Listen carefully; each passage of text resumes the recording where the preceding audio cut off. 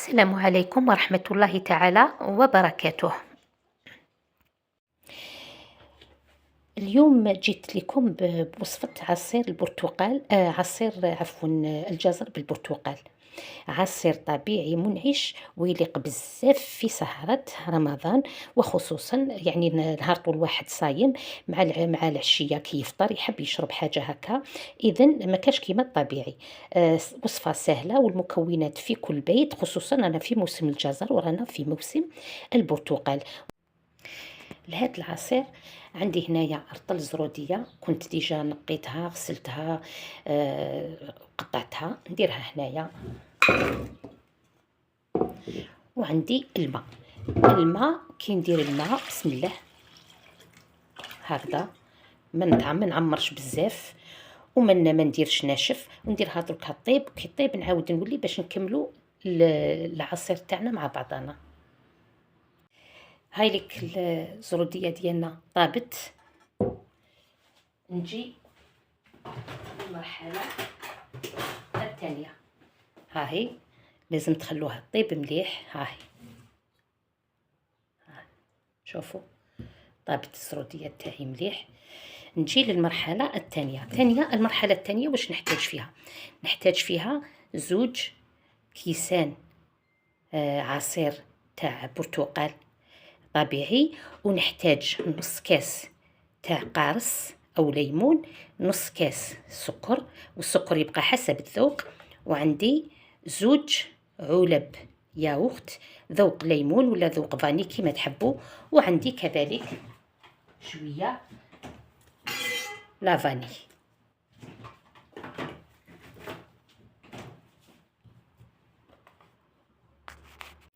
نجيب البلندر ديالي نفرغ فيه الزروديه اللي كانت ديجا طابت، نفرغها بالماء ديالها.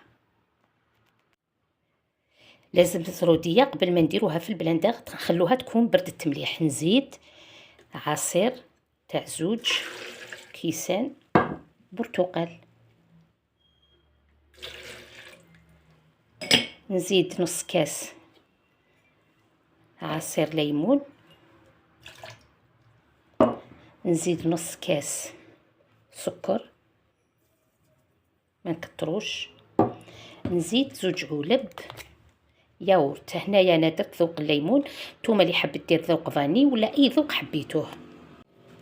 نفرغ لهنا.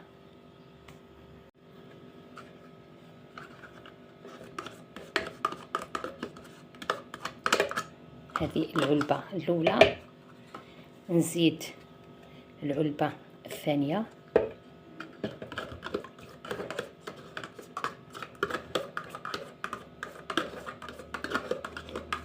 ونزيد رشة لافاني. هاي ليك ما نديرش بزاف، ها نص مغرفة تكفيني، مغرفة صغيرة. هنايا نبدا نرحي في الخليط ديالي ونشوف القوام.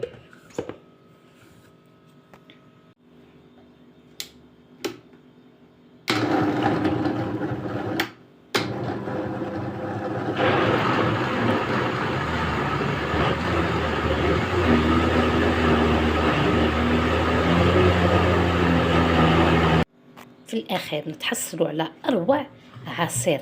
اللي يحبوا ثقيل يخليه كيما راه، واللي يحبوا شويه خفيف يزيد له شويه ما. على كل حال ما لازمش يجي خفيف بزاف، يجي شاد روحو كيما داناو. المهم دوك نشوفوه في الكيسان. انا هنايا راح نزيد له شويه ماء هكذا، وتحصلنا على عصير طبيعي مفيد ومنعش خصوصا في شهر رمضان. هاوليك العصير ديالنا كيفاش جا ما شاء الله. ان شاء الله تكون الوصفه عجبتكم، جربوها ماكش راح تندموا، خصوصا للاطفال الصغار يحبوا بزاف العصائر والكازوز. ايفو ميو نيفيتيو لهم هذوك المصنعين ونديروا لهم حاجه طبيعيه كيما هكا. هاوليك العصير اللي تحصلنا عليه جا ما شاء الله، الطعم ما شاء الله، القوام ديالو تانيك هايل، بنين منعش. ان شاء الله تكون عجبتكم الوصفه، والى اللقاء. ودركا عقدوا ونويو يا البنات، راح نشوفوا البقالة تاعكم واش تقول. شفتك يا العذراء حيرانة، قاتلك التخمام، ودعيت لك الله مولانا تزهالك الايام، ترجع لك التبسيمة وتولي فرحانة يا زينة الريان. طلبت من العالي مولانا تولي حياتك خير من اللي كان. سلام.